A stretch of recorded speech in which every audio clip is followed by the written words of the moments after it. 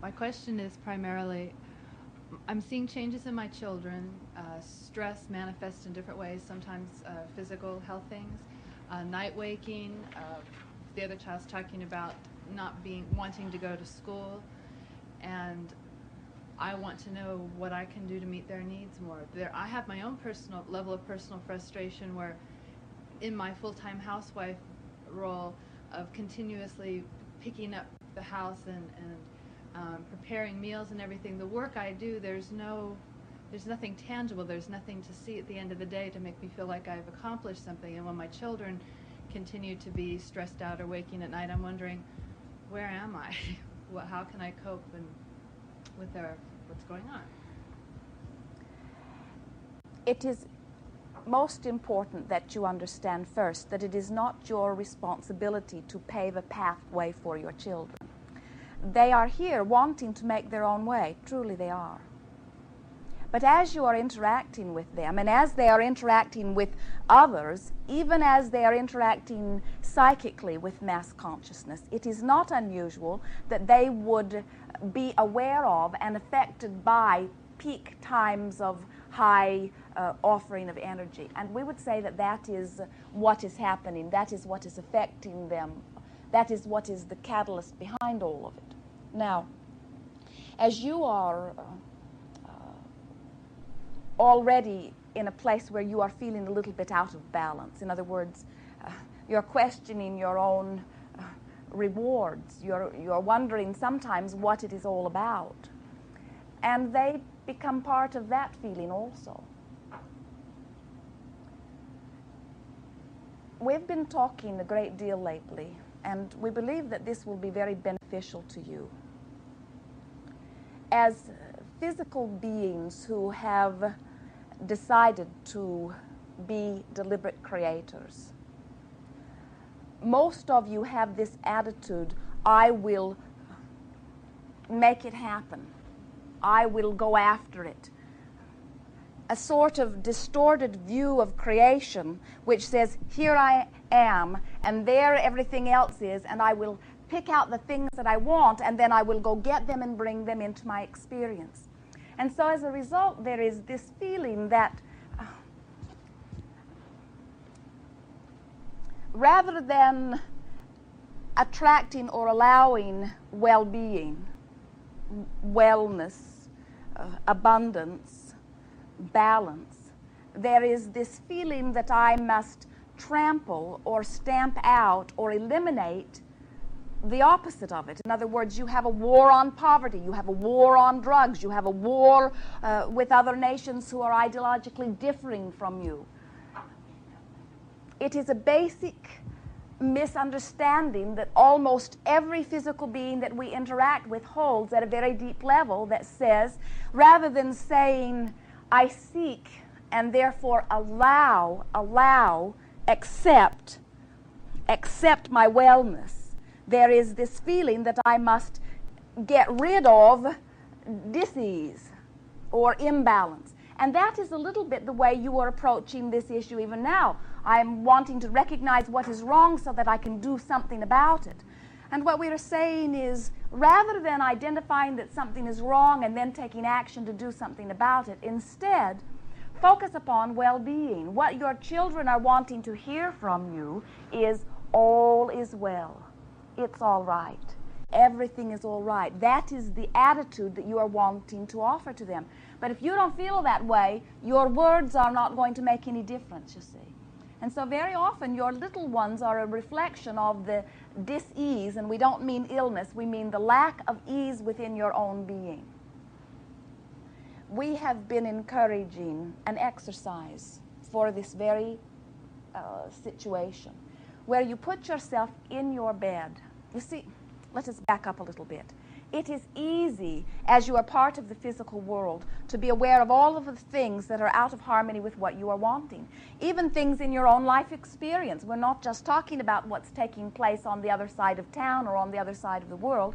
There are things near you and far away from you that are not all in harmony with what you are wanting. It is the balance of the universe. If you will put yourself in your bed at night And bring yourself inward, inward, inward, inward, inward. And focus upon how good the mattress feels beneath you. Focus upon how good the sheets feel upon your skin. Focus upon how sweet the air is smelling and how wonderful the temperature of your bedroom is. In other words, bring yourself to focusing upon the well-being that is obvious, that is close to you. Then what happens is, just like taking hold of a piece of a rope that is spliced into a bigger rope, that is spliced into a bigger rope, that is spliced into a bigger rope, your feeling of well-being will come upon you. What we've noticed with most of you, you pull a little bit of that feeling of well-being, but then you pull a little bit of that feeling of dis-ease. In other words, you're going 1 mile that way and 1 mile that way and 1 mile that way and 1 mile that way until you never allow yourself to get any real positive momentum going. Try that. And Esther has been doing it. She has been intrigued by our offering to so many who are calling. And so for about a week now, she has been putting herself in her bed right before going to sleep and focusing upon all that is within her control and all that is well right there within her own bed.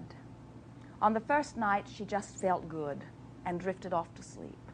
On the second night, she reached that place of feeling very good, but she stayed focused there longer before she drifted off to sleep. And this time, she began feeling as if she were on a sort of floating carpet, as if the entire universe was beneath her, you see.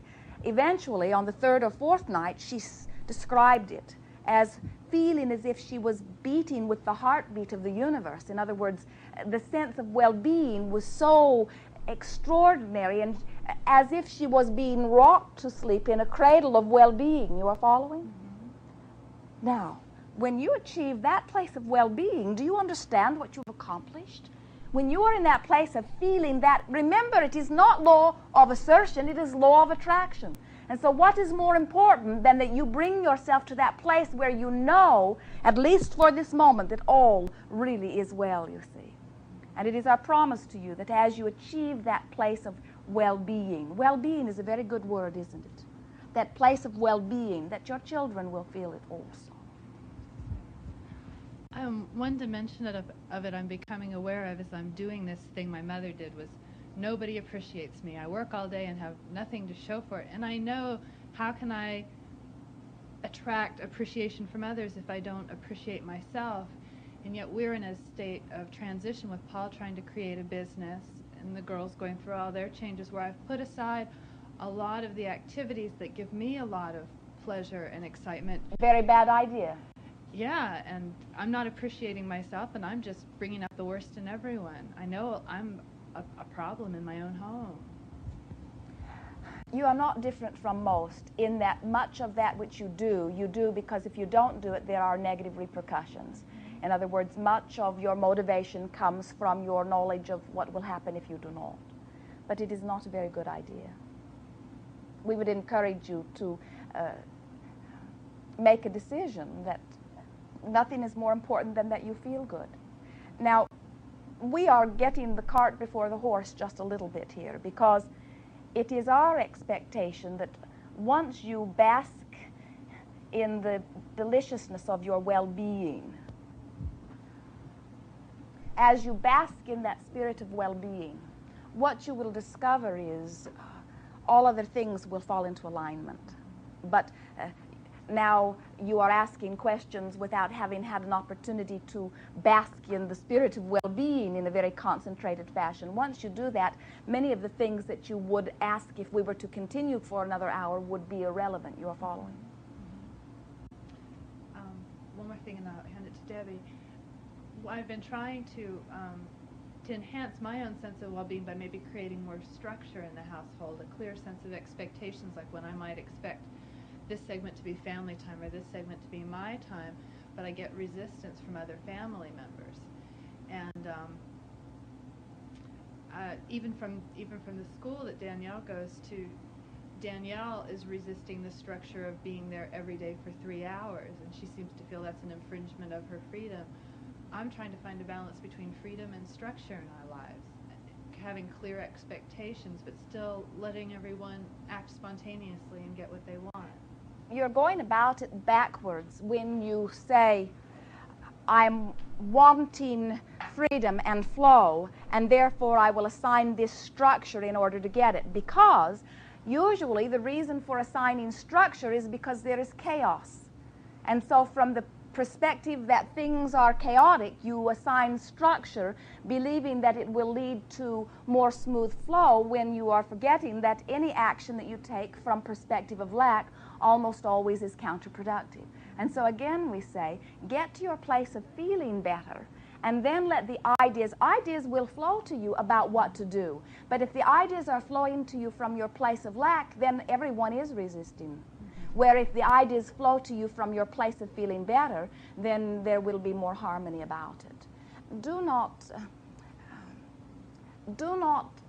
believe that saying no means disharmony, because sometimes saying no is offered with the attempt of finding greater harmony. Just relax in all of this and don't try so hard, and get yourself into a place of feeling better, and then watch things open up for you. When you're feeling good, doors are opening, and everyone in your experience is more cooperative. But when you are feeling uncomfortable, then doors are closing, and many of those in your experience are not very cooperative, and then you notice they're not cooperative. You see, you have hold of that rope that is pulling in more and more that you don't want, and so let go of it altogether. Don't try to manage it into alignment. You can't. Let go of that rope altogether and get a little piece of the one that feels better and begin pulling it in. We're wanting so much for you to hear what we're saying, because we have been witnessing it in such a very powerful way with so many with whom we are interacting. So many are experiencing what they don't want, whether it is the lack of a relationship, or the lack of bodily conditions that they seek, or the lack of financial resources that they want, or a combination of some of all of those things. And then as physical creatures, they set out to do something about it, and we say, give it up. From that perspective, anything that you do is just going to get you more mired down in the mud. Just relax, take a vacation, give yourself a break, lay in your bed a little bit and find your place of well-being, and then follow your inspired action and see how much better it goes. I feel like I'm not fulfilling my responsibilities. You know, when the house looks like hell and the wash is piled up to here, and I say, well, I need some time to feel good. I'm having a hard time letting that go enough to feel good. You see, you have noticed that under those conditions you don't feel good either. In other words, you're not seeking freedom from organization. You're not seeking freedom from a well-running home. You're seeking freedom from operating from lack. That's what you're seeking. We're not saying walk around in the muddle and rationalize that you're doing this for me, or I'm doing this for myself, because that doesn't make you happy either.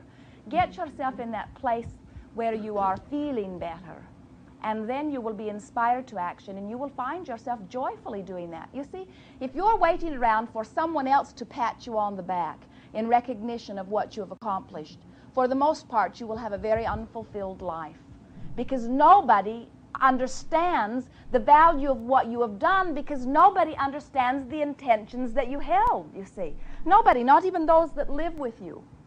And so what you're wanting to do, we're going to offer this segment to you because you are at a pointed place of hearing it. Even though you may have heard bits and pieces of it before, this is what you are wanting to remember. Your inner being exists in a place of positive emotion. That is well-being. You might define it as security, knowingness, a feeling of love, a feeling that all is well, a feeling of strength, sureness, certainty. All of those words could be used to define the state of being that your inner being exists in. Your inner being has a perspective of much and of you. You have a perspective of much and of your inner being.